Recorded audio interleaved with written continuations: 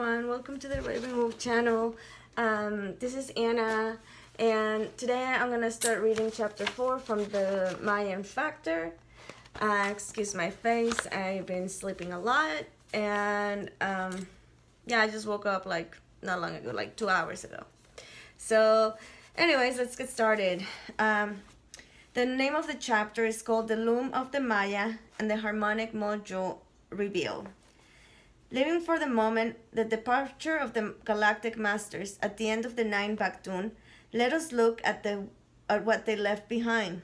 Their achievement, their actually calling card, was a series of monuments which recorded in a very precise manner the correlations between the galactic harmonic pattern and the terrestrial solar calendars. The current 5,125 year 3130 BC to AD 2012 is a precise calibration of the galactic fractal 5200 tun in diameter. This 5200 tun cycle literally acts like a lens focusing on a beam through which information from the galactic source is synchronized via the sun to the earth. Of course, the galactic masters left clear enough the teachings and instructions when they departed, teachings carried on by the prophetic traditions on the later Maya, written in the language of the Suvuya. These teachings that describes the Katun cycles are, without proper preparation, a little help. Indeed, they have actually given rise to great confusion among those trying to understand the mysteries of the classic Maya, but then by no means was in the purpose of the galactic masters to be remembered. It was the purpose, however, to leave a legacy, that soul skin that would aid the retrieval of the galactic information. The retrieval of this information has but one goal: to assist the alignment to the whole which leads the conscious operation within the greater community of the galactic intelligence. Of course, to our progressive worldview, the notion of that the Maya were smarter than us, but that they were on a mission to help us on this planet become coordinated with the larger galactic projects, may seem ridiculous or terrifying. Plot lines that smack a larger plan of popular or purpose boggle our little egos. It is easier to dismiss them as paranoid projections of soapbox philosophers or science fiction fantasies than to admit them into the forum of proper intellectual discussion. And yet, there is persistent little voice that keeps saying, why not? After all, the universe is vast, and who is to say that we have in our possession the secrets of all the mysteries? And in the history of civilization as we know it, if there were any mysteries that dogs us to this day, it is the mystery of the Maya. The great Maya scholars, J. Eric S. Thompson, said his monumental Maya hieroglyph writing, one is amazed at the mastery over tremendous numbers implied in the various terms of the higher units of the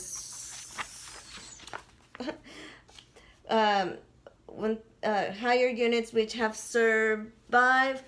Sure, no other people at comparable level of material culture have had such a concept of vast numbers and a vocabulary for handling them. The cause for the amazement either disappear or it intensifies when we consider the inadmissible. The Maya and their system were of galactic origins. Wow. Letting the rest of for a moment the extraterrestrial origins of the Maya, let me also remind the reader that my purpose in presenting the Maya factor is twofold. First, to open our eyes to the possibility of the galactic mission of the Maya and its implication for us as this momentum in history. A second, to present as a simple and practical terms possible the Mayan harmonic module or soul skin. While archaeologists and astronomers, art historians and mathematicians pore over the ponder that the meaning of the sculpture stones and temple cities of the classic Maya, the key unlocking the whole of it, the 13 times 20 matrix of the harmonic module, is user-friendly and lies within our reach. And as I suggest in the previous chapter, the Tzolk'in, a harmonic module, bears a strong resemblance by analogy of the I Ching. Like the I Ching, the Tzolk'in at its first appearance to be an archaic relic in code language from a far earlier era. Yet, even before the I Ching had left the hands of the philologists and archaeologists, philosophers and psychologists, we're seeing that rather than being archaic, the I Ching is timeless and hence of use to us today. In addition to renewed popular use of the oracle, a timelessness as well as the timeliness of the I Ching has been verified by correlation with the genetic code. Schonenberg, 1973, and with far-reaching mathematical historical correspondence in My Own Earth, Ascending, 1984. The I Ching is based on a set of binary mathematical permutations, which also underlie what I call the pure progression of the Mayan number harmonics 2, 4, 8, 16, 32, and 64. As it is presented to us, however, the I Ching is actually comprised of the combination of 8 symbols, triagrams, of the 3 lines, either broken or unbroken. It is possible combination with each other.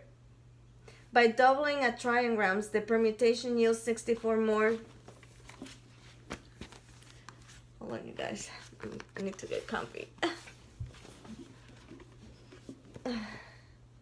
And the chair keeps spinning.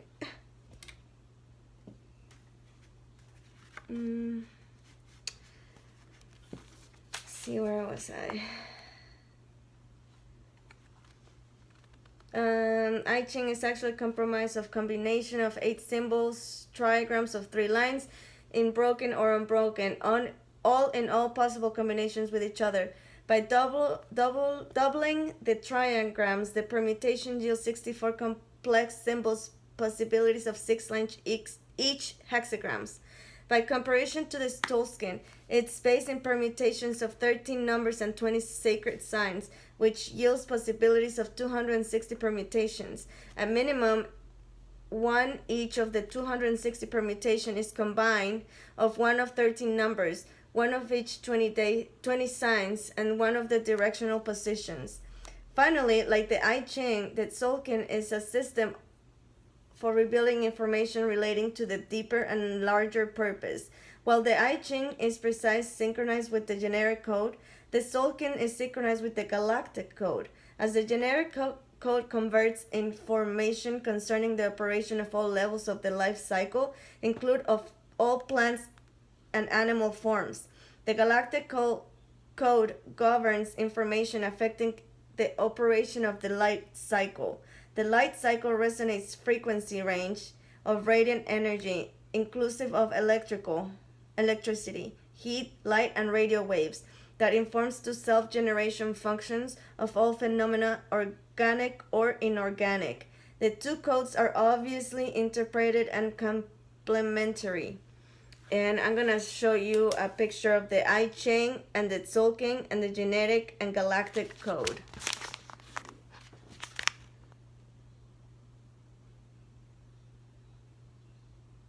So I guess that's the I Ching. And that's the galactic code of the Tzolk'in. And the center is the Hunafku.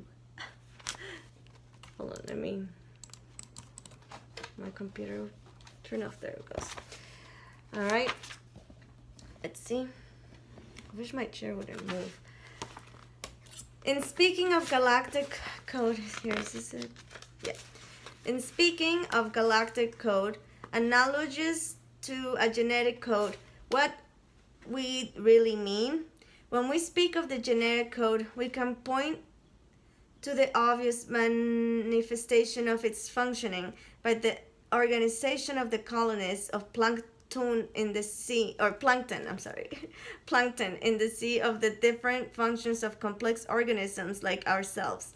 But to speak of the galactic code of a life cycle and radiant energy, How are these manifested in ways that are obvious, and what information process does a galactic code governs? Without bogging down the technicalities, let us consider the nature of life itself. Though we know the molecular and chemical makeup that is necessary for construction of the nucleic acid that forms the building blocks of life and which can be articulated as the 64 genetic code, where and what would this all be without light? In a word, genetic code describes but half of the picture. Light radiant energy provides the other half. Indeed, if we were to say which a more primary, which comes first, light or life, then we must say light. If we observe the simplest phenomena, flowers opening and closing in their daily cycle, we see that all life not only depends upon light, but actually aspires to light. Wow. We know that light, the spectrum of radiance, runs gamut from radio waves and ultralight frequency, cosmic radiation. It simply terms radiant energy is a range of wave functioning, inclusive of electricity, that transmits information as well as transmutate energy. The power of bare information transmission and transmutate energy transformation is inherent in radiant energy, like DNA. It governs by a code. It should also be recalled the DNA process, a vibratory infrastructure that parallels the molecule structure. It is radiant vibratory infrastructure, the light body, that corresponds to the radiant energy spectrum governed by the Tzolk'in code, the Mayan harmonic module. If we take radiant energy to its source, we return it to Hunab Kun, the galactic core, and emanating in spiraling spin, counter spin pulsation stream from Hunab Ku is the code governing the self-transmitting and self-transforming power of energy.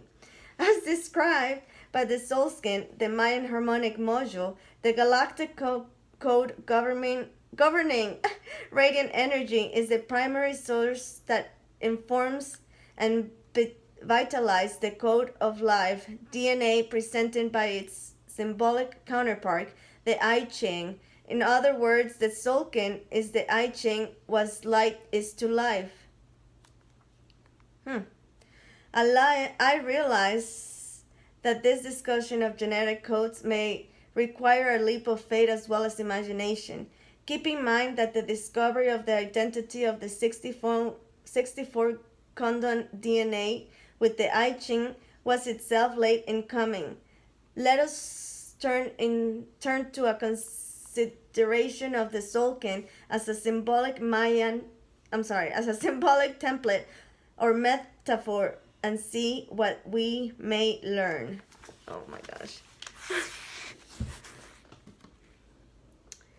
Such bare bones essentials is the Tzolk'in, the galactic constant, 13 numbers, 20 symbols, and 4 rotating direction positions, always coming back to itself, pulsing endlessly. The Tzolk'in, a harmonic module, presents itself as a perfect metaphor of a self-generating and self-renewing galactic circuit.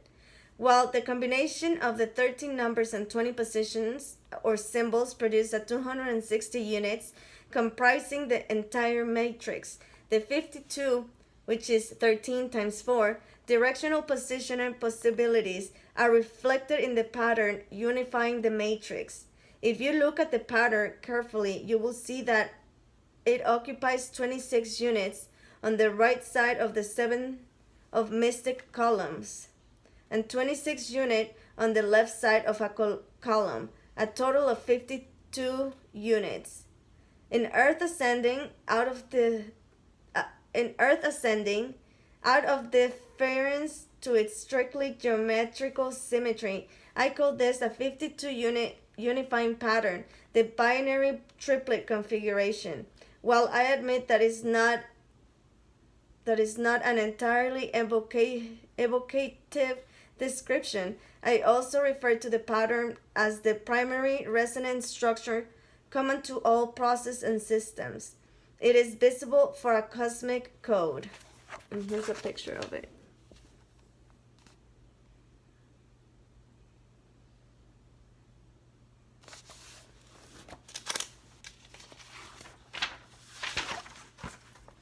Just gonna read 2 more pages and then, actually, I'm only 15 minutes away here. Let's continue.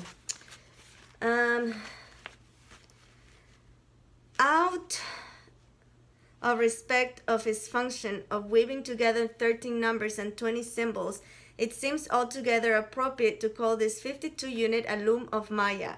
A loom is an instrument of weaving at least 2 different threads. While Maya here refers to the Maya, who left us the soul skin as a guide and as a tool. Maya also refers to the term in Hindu philosophy of the defined as the world of illusion. The apparent reality of the Hindu philosophy, often defined as the world of illusion. The apparent reality of the phenomena world. Did I read that sentence twice? My bad if I did. What is woven by the loom Maya is the matrix of possibilities that correspond to our experience of the world. This woven matrix is texture of 260 components of symbols that inform our sense of mind with the informational key necessary to relate and to work while a larger world around us. Well, these 260 symbols describe the larger world as a cyclical composite of symbols. They also define our internal capacity to perceive this world as being of the same nature as the world we perceived. But what then are the threads woven in the loom of the Maya? The vertical threads are represented by the 13 numbers, the horizontal thread by the 20 symbols. But what does this present? As I already suggest, the 13 numbers represent the primary part of the radiant energy, which could be called the radial pulses. The 20 symbol represents the cycle of frequency range, possibilities of transformation or evolution that each of the radial pulses may undergo. The combination of any one of these 13 numbers and 20 directional position creates a symbol or radiant pulsation pattern that contains a particular kind of information. The 260 symbolic pulse woven by the loom of the Maya creates the entire resonant field which we experience as reality. Wow. This is very, very interesting. But let us talk for a moment about the symbols. What is a symbol? A symbol is a resonant structure, the reverberation of a particular quality of radiant energy that takes form in our sense. Obviously, our sense faculties possess a form receiving capacity. That is, the sense organs function and reverberatory receivers, like different kinds of radar stations. The sense continuously receives the inrush of a resonant wave from the comprise of our universe. It is the purpose of the mind to make sense of the symbols of resonant structures informed by our sense of faculties. Our various conditioning further affect the interpretations of the mind. Plato and Jung call their resonant structures archetypes, for a constant that exists in and define a field of consciousness that transcends both time and the individual.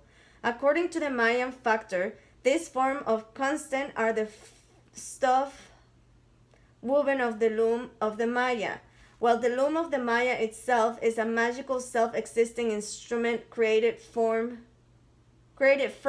the stuff in weaves, self-created as self-creating. The loom Maya waves the symbols into the whole tapestry, which we experience through our mind and sense of our mind and senses. Not just as a metaphor, but in truth, the world is a weave of symbols, and it is through symbols that we weave our understanding into the world. Isn't that amazing? Wow. I want to read that again.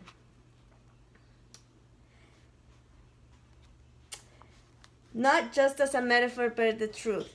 The world is a weaver of symbols, and it's through the symbols that we weave our understanding of the world. Wow. When we understand that the symbols are actually resonant structures, vibratory form fields, and that we ourselves are resonance to our core, then we can see the symbols are not something airy, fiery, but complementary, vital to our functioning as a whole being. Asleep and unconscious to the potency of the symbols, our dream become nightmares, and we live hostage to the world, which in reality the eclipse of symbols of knowing. As we know, we do not live by bread alone. Though we may feel that spiritually is vague concept and transcendence of a remote aspiration, it is really our own belief in the separation of science, spirituality, and the art that keep us full of comprehension of symbols and symbolic knowing. A resonant structure, symbols, literally creates work with an information of our light body. The light body is the electro-resonant galactic code bank that informs the genetic code bank. It is the stuff of information, insight, and all true understanding, and more. While the foundation of our four light bodies corresponds to the vibratory infrastructure of the DNA, it can be only activated through knowing us of symbols. Nor should this symbol thriving light body may be seen as separate from what we call our physical body. Rather, the resonant light body underlies all, penetrates all of our functions.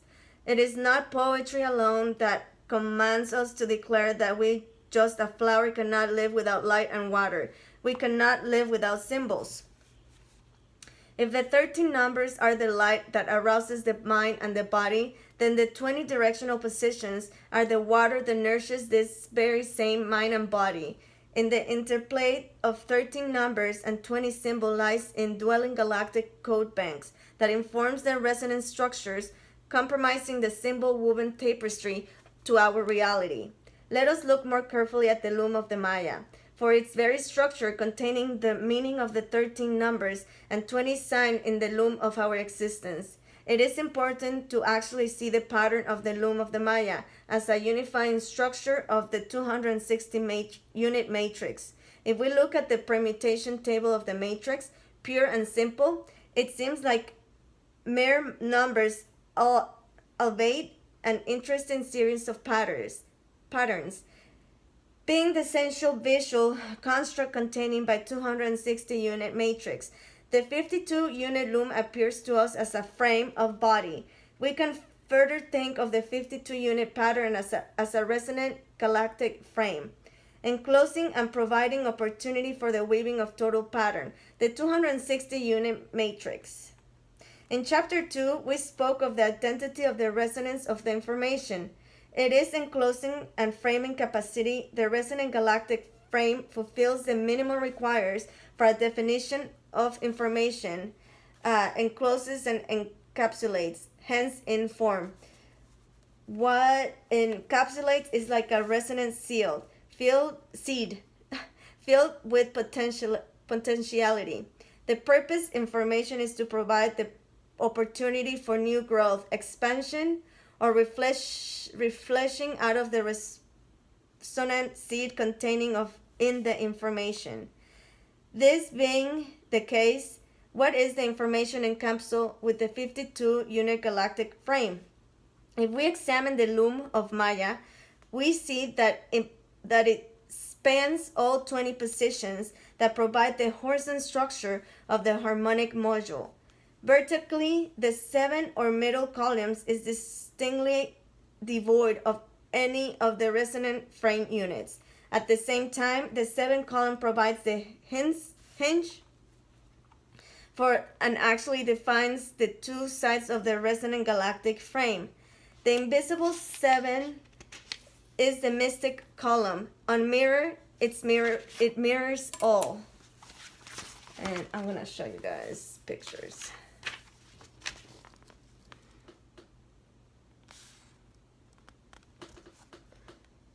So let's see. I don't know.